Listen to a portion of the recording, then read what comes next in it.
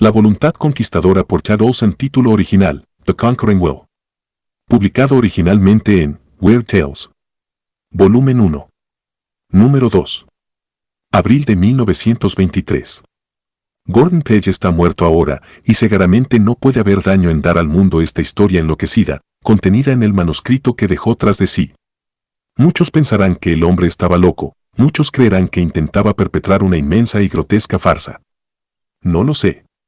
Sí sé que Gordon siempre me impresionó como el más sensato de los hombres, y ciertamente nunca pareció ser alguien capaz de concebir una broma tan extraña y horrible. Pero no me corresponde a mí decirles lo que creo, ni intentar imponerles mi opinión. Más bien les ofreceré la historia tal como él la dejó, y permitiré que ustedes la interpreten como una broma, como el sueño de un loco, o como un documento notable de ese misterioso reino fronterizo del que sabemos tan poco. ¿Qué es el alma? ¿Quién puede definirla? ¿Qué es esa cualidad intangible que me hace ser lo que soy, que me marca como una criatura distinta, individual, con una entidad que es mía y de nadie más? ¿Quién puede responder? Yo no lo sé.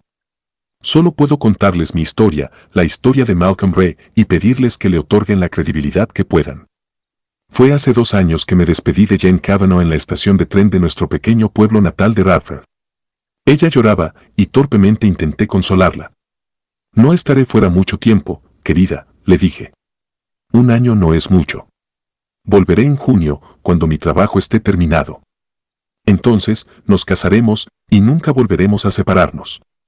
Lo sé, respondió ella. Soy una tonta. Me sonrió con valentía, una sonrisa de abril, con las lágrimas aún brillando en sus ojos castaños. Pero, he estado asustada, de algún modo. Parece tan lejano ese frío desierto, y te he tenido tan poco tiempo. No volveré a ser tonta. El tren hacia el norte comenzó a moverse, y por última vez la estreché entre mis brazos y presioné mis labios contra los suyos. En junio, querida, volveré. Lo prometo. No te preocupes, repetí, mientras subía al estribo del pullman. Ella sonreía, esa valiente sonrisa de abril, y la contemplé hasta que el tren me llevó más allá de su vista. Hacia el norte fuimos, Dan Murdoch y yo. En algún lugar de aquellas montañas áridas del indómito noroeste de Canadá, un viejo buscador canoso había descubierto un depósito de aquella sustancia preciosa, tungsteno. Murdoch y yo habíamos sido enviados por nuestro gobierno para investigarlo, determinar su valor, su cantidad y hacer un informe. Nos aguardaba una tarea larga. Agosto ya estaba sobre nosotros. El camino hacia el interior era largo y arduo. Sería invierno cuando llegáramos al yacimiento y primavera antes de que pudiéramos esperar completar nuestros datos y regresar. 4 días nos llevaron hasta el final del ferrocarril, una estación derruida en medio de una pradera apenas tocada y tierras boscosas. Allí conocimos al buscador, un hombre pequeño, nervudo, velludo, marcado indeleblemente con el sello que llevan los hombres que han vivido mucho en soledad. Desde allí nuestro sendero se dirigió al noroeste. Avanzamos por vías fluviales, cruzando lagos silenciosos y plateados, rodeados hasta el borde por un crecimiento intacto de pinos y abetos, atravesamos portajes, donde los torrentes rugían por cañones escarpados mientras transportábamos laboriosamente la canoa y el equipaje a través del bosque, siguiendo senderos apenas visibles que mostraban claramente lo raras que eran las huellas humanas allí. Agosto pasó, una serie de largos días llenos solo del esfuerzo de remar y portear. Septiembre estaba sobre nosotros, y los días se acortaban, afilados en ambos extremos. Nos encontrábamos ahora en una tierra verdaderamente virgen.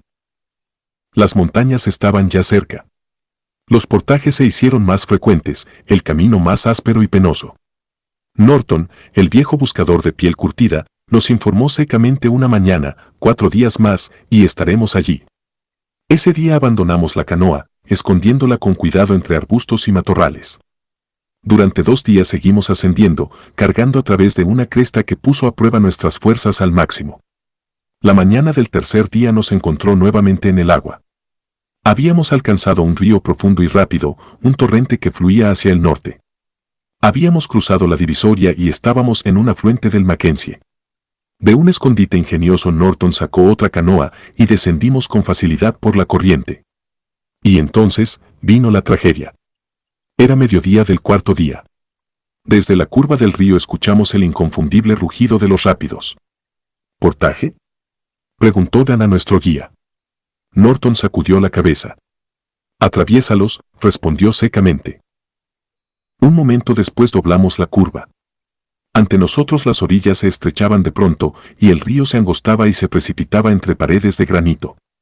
El canal estaba sembrado de peñascos, alrededor de los cuales las aguas torturadas escupían y silbaban, se lanzaban altas en inútil furia y aullaban su rabia en un estruendo ensordecedor. Dan y yo nos miramos con duda. Se veía un canal estrecho, peligrosamente veloz. Pero ya era demasiado tarde para reconsiderar.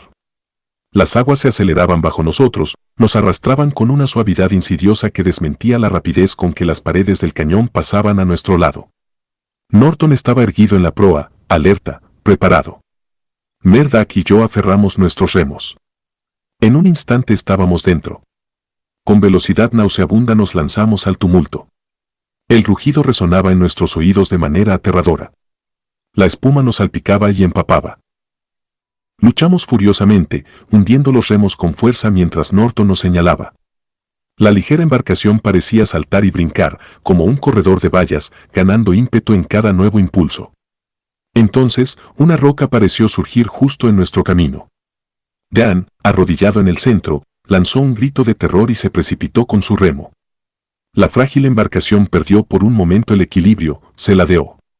Un crujido desgarrador y me encontré en el agua hirviente. ¿Cómo sobreviví no lo sé. Era buen nadador, pero en aquel caos ciego la destreza servía de poco. Fui arrastrado de cabeza. Sentí los peñascos golpeándome cruelmente. Pero de pronto las aguas se calmaron. Fui arrastrado a un remolino al pie del cañón. De algún modo, braceé débilmente y, ciego, sin aliento y maltrecho, me arrastré hasta una barra de grava. Cuánto tiempo permanecí allí solo puedo adivinar. Poco a poco recuperé fuerzas. Me incorporé. Estaba en el borde de un prado montañoso, atravesado por el arroyo que aún rugía y espumeaba. El trueno del cañón me llegaba ruidosamente. Ese sonido me devolvió de golpe a la conciencia de mi situación. Intenté levantarme. Un dolor terrible y nauseabundo me atravesó, y al caer de nuevo sobre la arena supe que mi pierna izquierda estaba destrozada. No tardé en saber lo peor. Murdoch y Norton estaban muertos. No podía dudar de la verdad. Dan, lo sabía, no sabía nadar, y aun si hubiera sido un experto, solo por una suerte ciega podría un hombre sobrevivir en aquel torrente hirviente. Por esa misma suerte ciega yo había sido salvado. ¿Para qué? Lisiado, solo, sin comida ni refugio, en un desierto a cientos de millas de cualquier ayuda humana, con el invierno inminente, ¿qué oportunidad tenía? ¿Salvado? Sí, para morir lentamente, torturado. Por un instante, al comprenderlo, un desesperado abatimiento me invadió, estuve tentado de lanzarme de nuevo al río y dejar que las aguas terminaran su obra. Pero deseché el impulso cobarde. No desesperaría. No moriría. Examiné con más cuidado mis alrededores. Por primera vez vi, en la orilla, a menos de 100 metros, una cabaña, apenas un cercado de troncos enlucidos con barro, pero aún así una cabaña. En la ladera sobre ella había una cicatriz en la tierra. Era la cabaña de Norton, la mina de Norton. Pero Norton estaba muerto. La visión me dio nuevo valor. Aún había esperanza. Me arrastré hasta quedar de rodillas, apretando los dientes hasta que el dolor cedió un poco, y entonces comencé a reptar hacia la cabaña. Fue un tormento, cada palmo del camino. 2 veces me desmayé de pura agonía. Pero seguí adelante. Había sido mediodía cuando nos acercamos al cañón. El sol se estaba poniendo cuando arrastré mi cuerpo hasta la puerta de la cabaña y caí en un sopor sobre el suelo. Allí permanecí hasta la mañana. El pálido amanecer me encontró delirando en una fiebre alta. Debí de haber estado delirante durante días. Pero al cabo desperté, muy débil, aunque lúcido. Comencé a evaluar mis alrededores. Había esperado encontrar la cabaña bien provista de víveres. Un rápido examen demostró que mis esperanzas eran vanas. La diminuta habitación estaba casi vacía. Un armario hecho a mano se alzaba en una esquina, pero estaba prácticamente vacío. Un poco de harina, una tira de tocino mohoso, unos jirones de venado seco. De nuevo la desesperación me sacudió nauseabunda y de nuevo la desterré con férrea resolución. Con el escaso suministro de leña encendí un fuego, arrastrándome como pude por la habitación para reunir lo necesario. Había agua en un balde junto a la chimenea. Cocí el venado seco durante 1 hora. El resultado fue un caldo débil, insípido. Pero era alimento, el primero que probaba en días. Bebí un poco y me sentí más fuerte. Mi pierna destrozada había empezado a soldar. La había entablillado lo mejor que pude antes de que la fiebre me dominara. Ahora dolía intensamente, pero con la ayuda de una vieja escoba que encontré logré moverme. Y de nuevo la esperanza ardió cálida en mi corazón. Avivé el fuego y me arrastré bajo las mantas en el catre de Norton. En la noche desperté inquieto. Primero fui consciente del latido en mi pierna, luego comprendí que lo que me había despertado era el sonido del viento rugiendo y aullando contra las paredes, gritando como una horda de demonios afuera. Sobre mi cabeza había una ventana, hecha de piel de caribú raspada hasta quedar como pergamino delgado, y contra ella podía escuchar el golpeteo y traqueteo de la nieve. El fuego se había reducido a brasas y un frío amargo se filtraba por la cabaña. El invierno había llegado. Al amanecer la tormenta continuaba. Durante 3 días el ventisquero no cesó.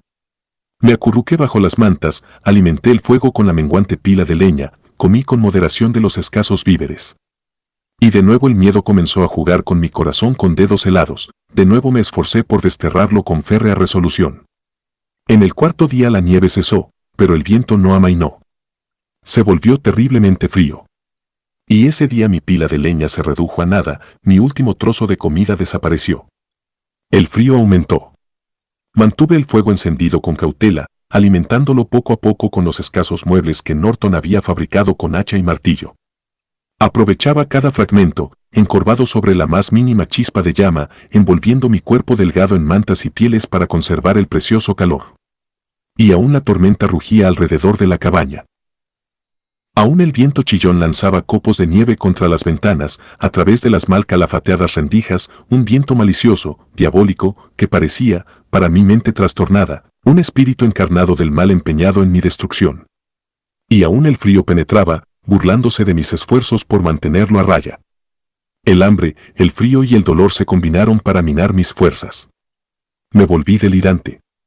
Durante horas olvidé dónde estaba, viví de nuevo las horas que había pasado con Jen, la vi como la recordaba, una figura esbelta y exquisita, de cabello oscuro, rostro luminoso, un ser espiritual, demasiado fino para pertenecer a un hombre.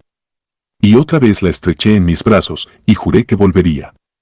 Al despertar de tales visiones, la voluntad de vivir ardía con fuerza en mí. Viviría, volvería. Lo juré. La muerte no podía vencerme, no podía vencer al amor.